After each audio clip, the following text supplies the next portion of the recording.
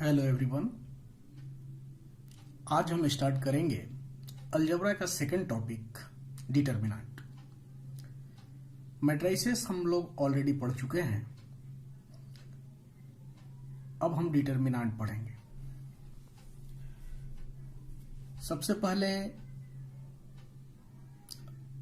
आप लोग को याद होगा कि मैट्रिक्स एक अरेंजमेंट था नंबर्स या फंक्शंस का, और हम लोगों ने यह भी पढ़ा था कि मैट्रिक्स का कोई स्पेसिफिक वैल्यू नहीं होता है, कोई न्यूमेरिक वैल्यू नहीं होता है, यह जस्ट एक अरेंजमेंट मात्र है। लेकिन डिटरमिनेंट का कुछ वैल्यू होता है, और थोड़ा सा हमें समझना होगा कि मैट्रिक्स और डिटरमिनेंट किस तरह से दोनों एक दूसरे से रिलेटेड है और किस तरह से दोनों एक दूसरे से अलग है। हम लोग प्रॉपर पहले डिफिनेशन देखेंगे डिटरमिनेंट होता क्या है। हर एक स्क्वायर मैट्रिक्स की हम बात करें तो हर एक स्क्वायर मैट्रिक्स को एक वैल्यू के साथ एसोसिएट किया जा सकता है। वह जो वैल्यू होगा, जिस मैट्रिक्स को जिस वैल्यू से एसोसिएट करेंगे, वह उस मैट्रिक्स का डिटरमिनेंट कहलाएगा। पहले हम डिफिनेशन देखते हैं, क्या होगा। Every square matrix, every square matrix can be associated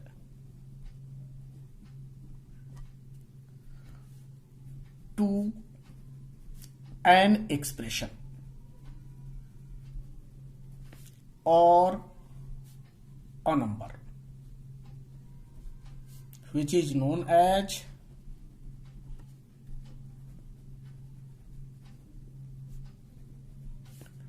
its determinant।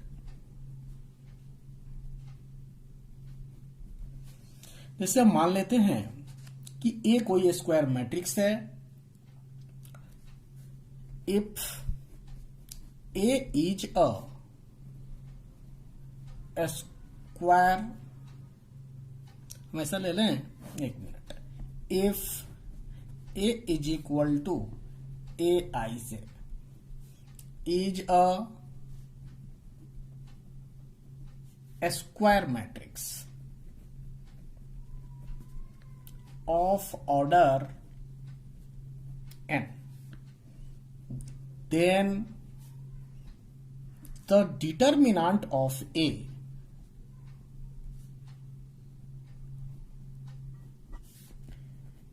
is denoted by determinant of A or determinant of A। जैसे ए के डिटरमिनेंट को, मतलब मैट्रिक्स ए के डिटरमिनेंट को हम लोग डेट ऑफ ए और डिटरमिनेंट ऑफ ए द्वारा रिप्रेजेंट करेंगे। ठीक है। जैसे मान लेते हैं कि ए एक मैट्रिक्स है 2x2 का, ए बी सी डी इसके एलिमेंट्स हैं, तो इसके डिटरमिनेंट को हम कैसे रिप्रेजेंट करेंगे। देन द डिटरमिनेंट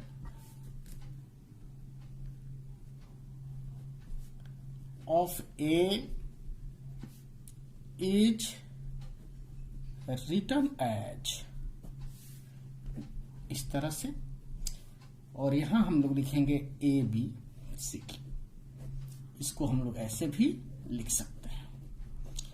आप लोगों को याद होगा कि हम लोगों ने पढ़ा था कि मैट्रिक्स को जो हम अरेंज करते हैं उसको क्या करते थे कि स्मॉल ब्रैकेट के अंदर रखते थे, लेकिन डिटरमिनेंट को हम स्मॉल ब्रैकेट में नहीं लिखेंगे, दो स्ट्रेट लाइन के बीच में लिखेंगे। ठीक है। अब चलिए, डिटरमिनेंट में आपको दो बातों का ख्याल रखना होगा।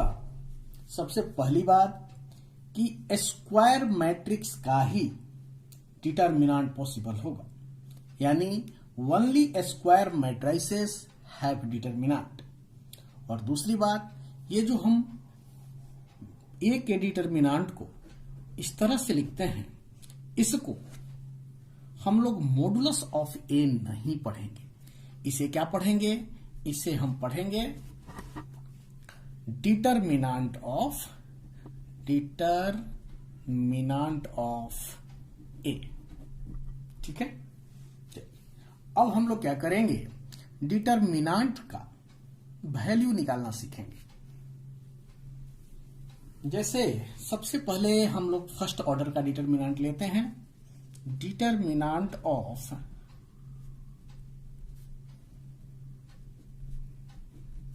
ऑर्डर 1। ठीक है, हम लोग क्या करेंगे? फर्स्ट ऑर्डर का डिटरमिनेंट निकालना सीखेंगे। फर्स्ट ऑर्डर के डिटरमिनेंट का वैल्यू निकालना सीखेंगे। एक मैट्रिक्स मान लेते हैं, let A is equal to small A, be the matrix. इसका ऑर्डर क्या है भाई? तो ऑर्डर है आपका 1, ऑफ ऑर्डर 1। देन इस मैट्रिक्स का, दैट मीन ए का डिटरमिनेंट जो है उसको हम लोग कैसे रिप्रेजेंट करेंगे? डिटरमिनेंट ऑफ ए से, और उसका वैल्यू क्या हो जाएगा? स्मॉल है। सिंपल। चलिए, यह तो आसान था। अब हम आगे बढ़ते हैं, सेकेंड ऑर्डर का डिटरमिनेंट का वैल्यू निकालते हैं। कैसे निकालेंगे देखते हैं। डिटरमिनेंट ऑफ ऑर्डर 2, ऑर्डर 2 मतलब 2/2 का मैट्रिक्स होगा, उस मैट्रिक्स का डिटरमिनेंट होगा। देखिए, एक एज्यूम करते हैं, let A is equal to A11, A12, A21, A22। एक स्क्वायर मैट्रिक्स है, is a square matrix of order 2। Then अब बताइए इसका वैल्यू आप कैसे निकालेंगे? आपको पता होगा। क्या करते हैं? Determinant of A is equal to क्या करेंगे? इसको स्ट्रेट लाइन के बीच में लिखेंगे, A11, A12, A21, A22। इसको सॉल्व कैसे करें? सबसे पहले इसमें आपको पता है कि यह जो है, ये जो एलिमेंट्स हैं प्रिंसिपल डायगोनल के एलिमेंट्स हैं। सबसे पहले हम इन दोनों को मल्टीप्लाई करेंगे, तो क्या क्या होगा जगह? A11, A22 माइनस, फिर इसको हम लोग माइनस करेंगे, इसको, ये वाला।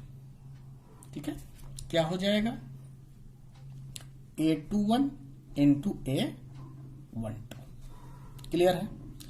यानी कर क्या रहे हैं हम लोग? सबसे पहले प्रिंसिपल डायगोनल, इसका जो भी मेन डायगोनल है, प्रिंसिपल डायगोनल है, उसके एलिमेंट्स को आपस में मल्टीप्लाई कर रहे हैं, और उस रिजल्ट में से ऑफ डायगोनल के एलिमेंट्स के प्रोडक्ट को माइनस कर रहे हैं। तो इस तरह से हम लोग 2/2 का मैट्रिक्स से बनने वाले डिटरमिनेंट का वैल्यू निकालेंगे। अब कुछ एग्जांपल लेते हैं। देखिए, जैसे एग्जांपल है, एज फॉर एग्जांपल, इवैल्यूएट 2, 4 -1, 2। हमने अभी सीखा कि इसको कैसे सॉल्व करना है भाई। 2, 4 -1, 2, यही है ना। सबसे पहले मेन डायगोनल के एलिमेंट को मल्टीप्लाई करेंगे, तो 2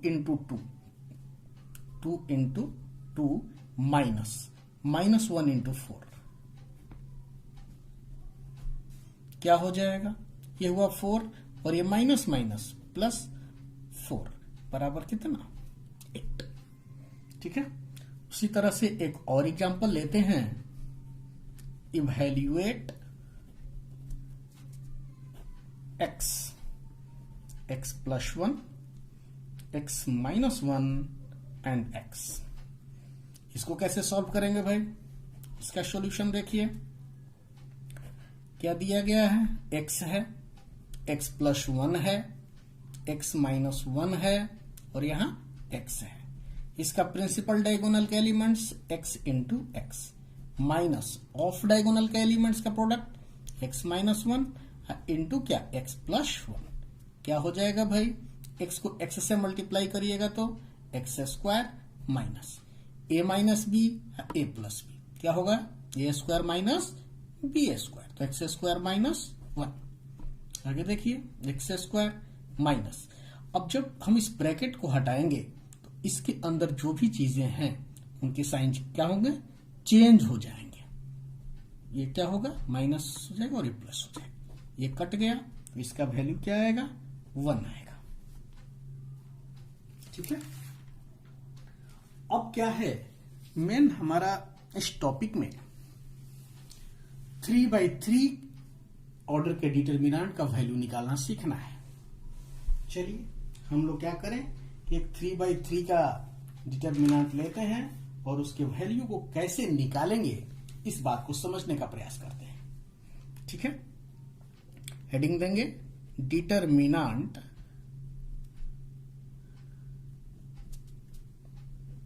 of order 3, determinant of order 3। ठीक है, देखिए 3 ऑर्डर मतलब 3/3 के मैट्रिक्स से जो डिटरमिनेंट बनेगा उस डिटरमिनेंट को हम लोग कैसे सॉल्व करेंगे। तो इसको एक बात समझिए कि जब 3/3 ऑर्डर का डिटरमिनेंट होगा तो उसको पहले क्या करेंगे, सेकंड ऑर्डर के डिटरमिनेंट के टर्म में हम एक्सप्रेस करेंगे और उसको ये जो सेकंड ऑर्डर के डिटरमिनेंट के टर्म में एक्सप्रेस करते हैं उसको उस डिटरमिनेंट का एक्सपेंशन कहा जाएगा। और किसी भी 3/3 ऑर्डर के डिटरमिनेंट को हम लोग 6 तरीके से एक्सपेंड कर सकते हैं। कौन कौन सा, तो 3/3 का जब डिटरमिनेंट होगा तो स्वाभाविक सी बात है कि उस डिटरमिनेंट में 3 रो होंगे और 3 कॉलम होंगे। तो उस डिटरमिनेंट को हम लोग किसी भी रो R1, R2, R3 या किसी भी कॉलम C1, C2, C3 के अलोंग एक्सपेंड कर सकते हैं। जब हम एक्सपेंशन करेंगे तो एक्सपेंशन करने से क्या होगा, किसी भी रो या किसी भी कॉलम के अलोंग एक्सपेंशन करने से जो वैल्यू मिलेगा वो हमेशा सेम होगा। यानी कहने का मतलब यह है कि हम किसी भी डिटरमिनेंट को किसी भी रो या किसी भी कॉलम के अलोंग एक्सपेंड करें तो रिजल्ट हमेशा सेम आएगा। चलिए देखते हैं कैसे हम एक डिटरमिनेंट का वैल्यू कैलकुलेट करेंगे 3/3 का। क्या करें, मान लेते हैं let del is equal to, एक डिटरमिनेंट कंसीडर कर रहे हैं 3/3 का, 1 2 3 4 5 6 7 8 9। क्लियर है कि यह 3/3 का डिटरमिनेंट है। हमें क्या करना है, इसका वैल्यू निकालना है। तो हमने आपको पहले भी बोला कि इसको 6 तरीके से निकाल सकते हैं। किसी भी रो के अलोंग इसका एक्सपेंशन कर सकते हैं या फिर किसी भी कॉलम के अलोंग इसका एक्सपेंशन किया जा सकता है। हर एक कंडीशन में वैल्यू इसका क्या आएगा, सेम आएगा। जैसे देखिए हम इसका एक्सपेंशन फर्स्ट रो के अलोंग करते हैं। क्या करें, एक्सपेंडिंग अलोंग R1। देखिए क्या हो जाएगा, डेल, ध्यान दीजिएगा बहुत ही छोटी सी चीज है। फर्स्ट रो इसका क्या है, यही है 1 2 3। ठीक है, तो हमें क्या करना है, सबसे पहले -1 यहां लिखना है और फर्स्ट रो के अलोंग जब कर रहे हैं तो उसके पहले एलिमेंट के अलोंग करेंगे। पहले ये फर्स्ट एलिमेंट है, इसकी पोजीशन देखेंगे। पोजीशन क्या है, फर्स्ट रो फर्स्ट कॉलम, तो फर्स्ट रो अब प्लस फर्स्ट कॉलम। इसको क्या करेंगे, नोट करेंगे। एलिमेंट क्या था, 1 था। उसके बाद यह जो एलिमेंट 1 है जिस रो और जिस कॉलम में है उस इंटायर रो और इंटायर कॉलम को डिलीट करेंगे। तो ये पूरा डिलीट हो जाएगा, ये डिलीट हो जाएगा। ठीक है, तो बचेगा क्या, ऐसा कुछ 5 6 8 9 प्लस। फिर इस सेकंड रो एलिमेंट के लिए हम बात करेंगे। सेकंड एलिमेंट जो है उसकी पोजीशन को पहले समझेंगे। इसकी पोजीशन क्या है? First row second column. तो क्या करेंगे? -1 का power first row plus second column. ये एलिमेंट क्या है? 2 है। अब देखिए, यह 2 जिस रो में है और जिस कॉलम में है उनको हम डिलीट करेंगे। क्या बचेगा? 4 6 7 9, 4 6 7 9। फिर आगे बढ़ेंगे प्लस, इसका थर्ड एलिमेंट क्या है? 3 है। इसकी position first row third column. -1 का पावर 1 + 3। यह एलिमेंट क्या है? 3। इस एलिमेंट को देखिए कौन से रो में है? फर्स्ट रो में। तो पूरा फर्स्ट रो डिलीट। कॉलम कौन सा? थर्ड है, तो ये डिलीट। बचेगा क्या? 4 5 7 8। देख लीजिए, 4 5 7 8। क्लियर है? क्या होगा भाई? -1 का पावर क्या हो जाएगा? 2 × 1। इसको सॉल्व करना आपने सीखा है। 5 × 9 45, -8 × 6 48, प्लस -1 का पावर 3 × 2, 4 × 9 36, -7 × 6 42, प्लस -1 का पावर 4 × 3, यहां देखिए 4 × 8 32, -35। ठीक है?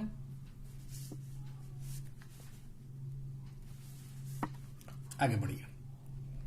-1 का पावर 2 है तो क्या हो जाएगा भाई? 1 × 1, और यहां क्या? -3, प्लस -1 × 2 इंटू क्या?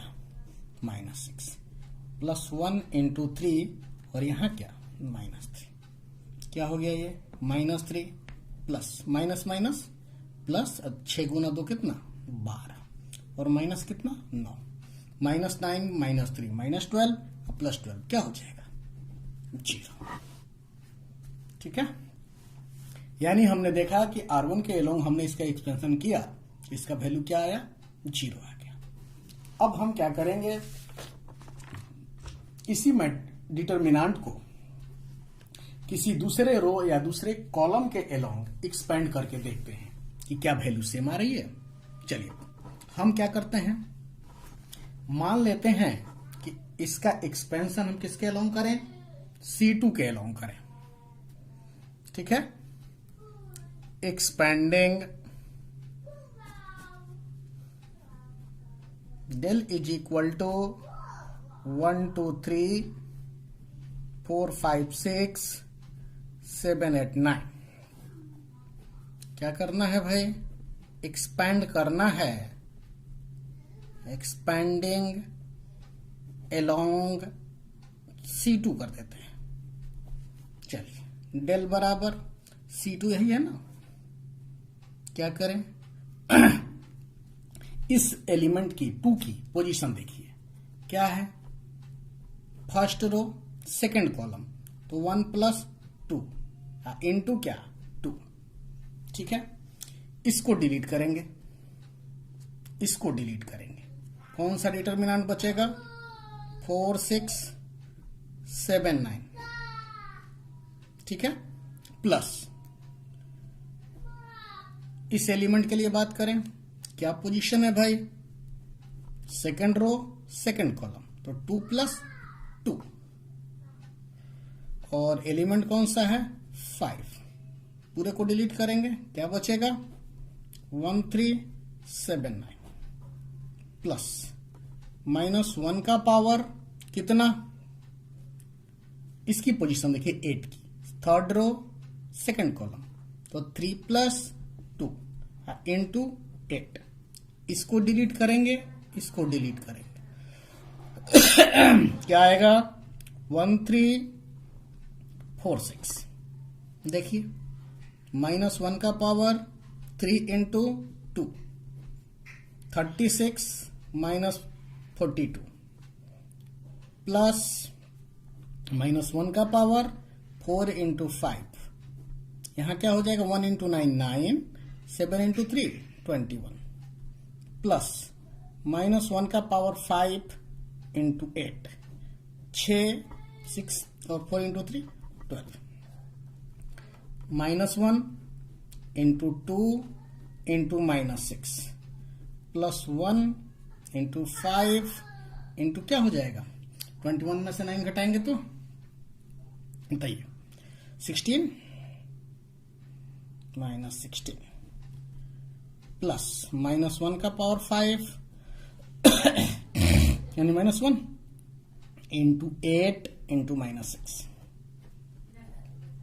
क्या हो जाएगा 12 -80 और कितना प्लस 48, 12 ना कि सॉरी 12 60, दैट मीन क्या 0। अब चलते हैं, हम लोगों ने क्या देखा कि दोनों तरीके से इसका वैल्यू क्या आया, सेम आया।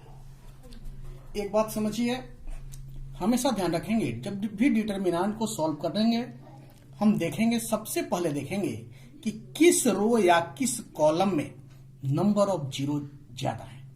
जिस रो या जिस कॉलम में नंबर ऑफ जीरो ज्यादा होंगे हम एक्सपेंशन उसी रो या उसी कॉलम के अलोंग करेंगे। दूसरी बात, हम -1 का पावर जो लिख रहे हैं, ध्यान दीजिए, जब भी ये पावर ऑड नंबर आएगा तो इसका वैल्यू -1 हो जाएगा, जब पावर इवन होगा तो इसका वैल्यू क्या होगा +1 हो जाएगा। तो आप चाहो तो आप ये इतना ना करिए, डायरेक्ट क्या करिए कि जहां पावर i और j का सम जो है ऑड आ रहा है तो उसकी जगह पे माइनस साइन लगाइए, और इवन आ रहा है तो उसकी जगह पे प्लस साइन लगाइए। इतना कैलकुलेशन को लंबा करने की जरूरत नहीं पड़ेगी। उसके बाद एक चीज और समझना है हमें, एक एग्जांपल लेके ही समझने का प्रयास करते हैं।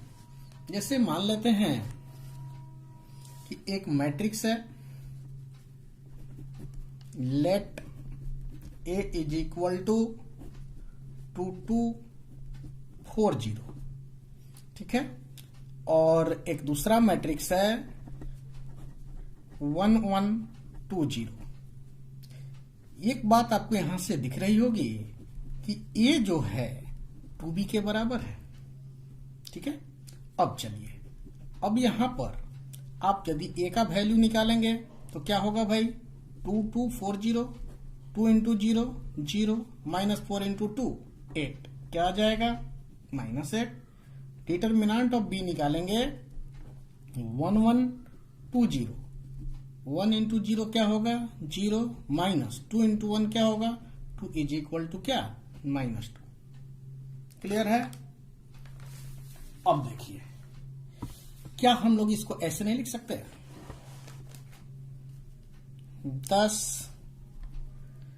Determinant of A is equal to value क्या था -8।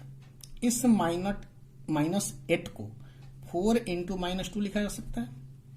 इस 4 को हम लोग 2 का power 2 into determinant of B भी लिख सकते हैं। यानी क्या हो गया, ये 2 का power n into determinant of B। यहां n क्या है तो आप लिख सकते हो where n is equal to 2। ये 2 है क्या, तो A और B मैट्रिक्स का ये क्या है ऑर्डर है। तो इसी चीज को जनरलाइज करके लिखना होगा, तो हम लोग कैसे लिखेंगे। देखिए, हम यहां से एक फॉर्मूला डिराइव करना चाह रहे थे, क्योंकि एक रेडीमेड फॉर्मूला होगा। जनरली ऑब्जेक्टिव पूछता है यहां से, in general if A is equal to KB, जहां पर A और B स्क्वायर मैट्रिक्स है n का, n ऑर्डर का, where A and B are square matrices of order n, then determinant of a is equal to k to the power n into determinant of p, ऐसा कुछ। जहां k क्या है भाई, तो k कोई स्केलर था, 1 हो सकता है, 2, 3 एंड सो। ठीक है,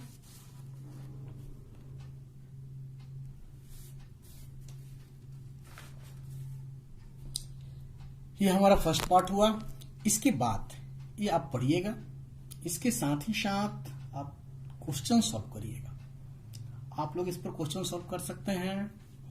एक्सरसाइज पहला जो है डिटर्मिनेंट का 4.1, ये आप पूरी तरह से सॉल्व कर पाएंगे। इस टॉपिक का जो नोट्स है हम आपको ग्रुप में सेंड कर देंगे, उसको पढ़िए, इस वीडियो को देखिए, लेक्चर को देखिए और उसके बाद एक्सरसाइज को सॉल्व कीजिए। उसके बाद जो भी डाउट्स होंगे आप हमें मैसेज कीजिए, हम लोग डाउट डिस्कस करेंगे और उसके बाद फिर हम लोग आगे बढ़ेंगे।